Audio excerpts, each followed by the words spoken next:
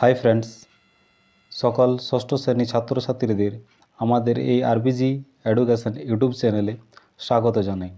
আজকের এই ভিডিওতে পশ্চিমবঙ্গ সরকার অনুমোদিত পরিবেশ ও বিজ্ঞান বইয়ের 7ম অধ্যায় অর্থাৎ তরল ও গ্যাসীয় পদার্থের স্থিতি ও গতি ওই চ্যাপ্টার থেকে যতগুলি আমাদের ইম্পর্ট্যান্ট কোশ্চান হবে সেই কোশ্চানগুলির সাথে সাথে অ্যান্সারগুলি আমরা নিয়ে এসেছি।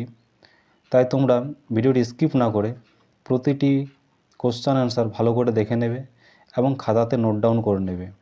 আর যদি এই চ্যানেলে কেউ তোমরা প্রথম হয়ে থাকো বা প্রথমবার এসেছো তো চ্যানেলটিকে অবশ্যই সাবস্ক্রাইব করবে এবং বন্ধুদের মাঝে শেয়ার করবে। তো চলো সময় নষ্ট না করে আমাদের প্রথম কোশ্চানটি দেখে নিই। দেখো প্রথম কোশ্চান, একক ক্ষেত্রফলের উপর প্রযুক্ত বল হলো ড্যাশ। উত্তর হবে চাপ।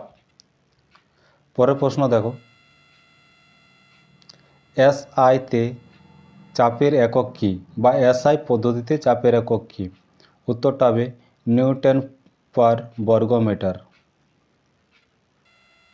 পরের প্রশ্ন দেখো, চাপের একক কী? উত্তর হবে চাপের একক হলো পাস্কল। নেক্সট প্রশ্ন দেখো, প্রমাণ বায়ুমণ্ডলীয় চাপের মান কত? উত্তরটা হবে প্রমাণ বায়ুমণ্ডলীয় চাপের মান হলো 76 সেমি পারদ স্তম্ভের চাপ। পরের প্রশ্ন দেখো, কোনো আবদ্ধ স্থানে তরলের চাপ নির্ভর করে কিসের উপর? উত্তর হবে তরলের গভীরতার উপর। পরের প্রশ্ন দেখো, তরলের গভীরতা বাড়লে ড্যাশ। তরলের গভীরতা বাড়লে কি হয়? উত্তরটা হবে সব দিকেই তরলের চাপ বাড়বে, অর্থাৎ তরলের গভীরতা বাড়লে তরলের চাপও বাড়বে। পরের প্রশ্ন দেখো, বায়ুর বেগ যেখানে বেশি হয় সেখানে ড্যাশ। উত্তর হবে চাপ কম হয়। পরের প্রশ্ন দেখো, একই গভীরতায় নদীর জল অপেক্ষায় সমুদ্রের জলের চাপ ড্যাশ। উত্তরটা হবে বেশি। পরের প্রশ্ন দেখো, সাঁতারু চলে সাঁতার কাটতে পারে, সাঁতারু জলে, এখানে এটা ঠিক করে নেবে তোমরা,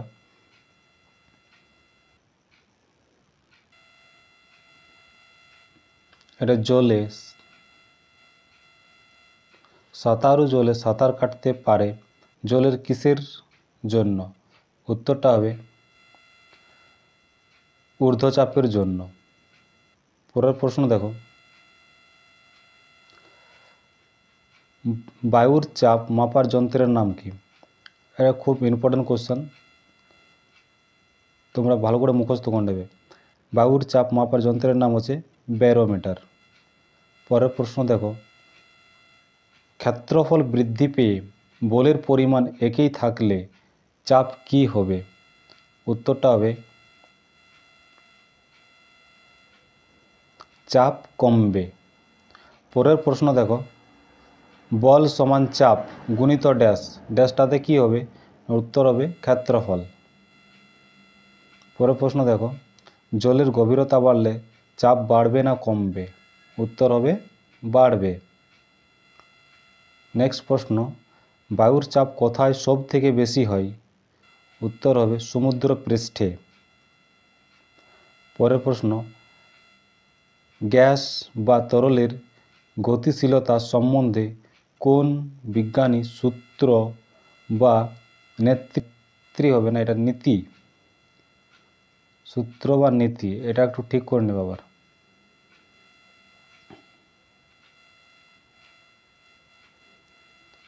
সূত্র বা নীতি তৈরি করেছেন? উত্তরটা হবে বর্নলি। পরের প্রশ্ন দেখো, উড়োজাহাজ কোন নীতির ফলে বাতাসে ভাসে? উত্তর হবে বার্নৌলির নীতির ফলে। পরের প্রশ্ন, চাপ কাকে বলে?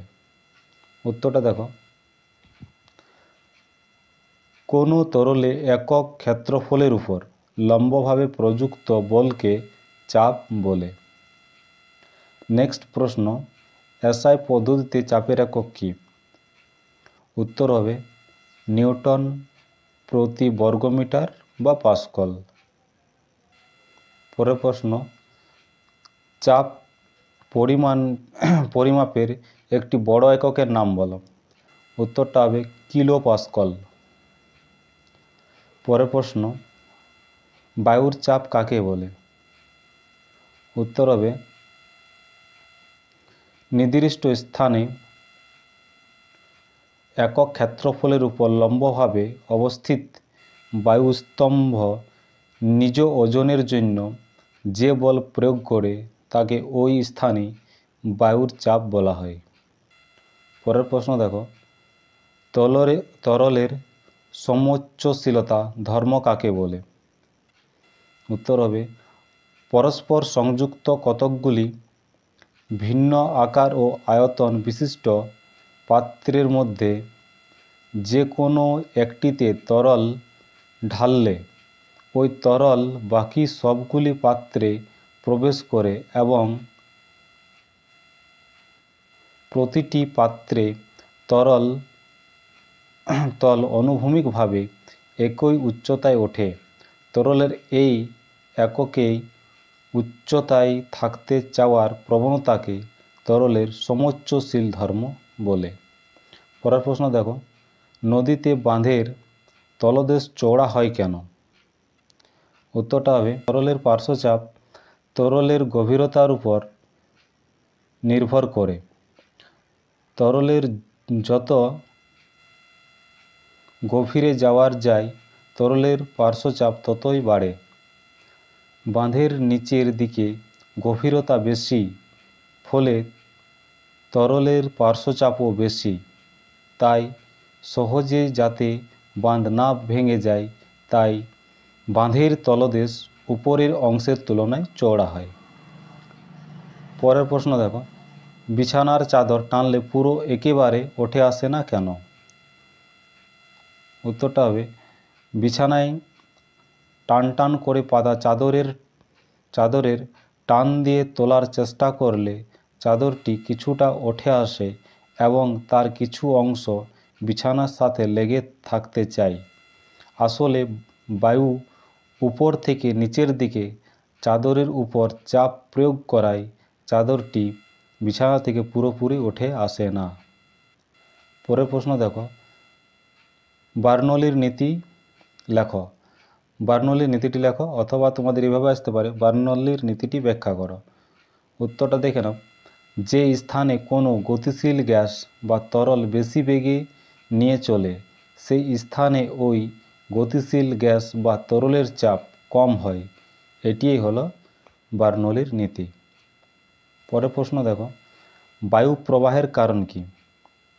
উত্তরটা হবে ভূপৃষ্ঠের যে স্থানে সূর্যের আলো বেশি পায় ওই স্থানে বায়ু উত্তপ্ত ও প্রসারিত হয় এবং হালকা হয়ে উপরে উঠে যায়। এর ফলে যে শূন্য স্থান তৈরি হয় তা পূরণ করার জন্য আশপাশে কম উত্তপ্ত অঞ্চল থেকে বায়ু ওই নিম্ন চাপযুক্ত স্থান অভিমুখে ছুটে আসে। সুতরাং ভূপৃষ্ঠের অসমভাবে উত্তপ্ত হওয়ার ফলে বায়ুর চাপের পার্থক্যের কারণেই বায়ু প্রবাহ সৃষ্টি হয়। আজকের ভিডিওতে আমাদের এখানে শেষ হচ্ছে। যতগুলো ইম্পর্ট্যান্ট কোশ্চান হয় তো সব কোশ্চানগুলো এখানে আছে। তো আশা করি তোমাদের ভিডিওটি ভালো লেগেছে।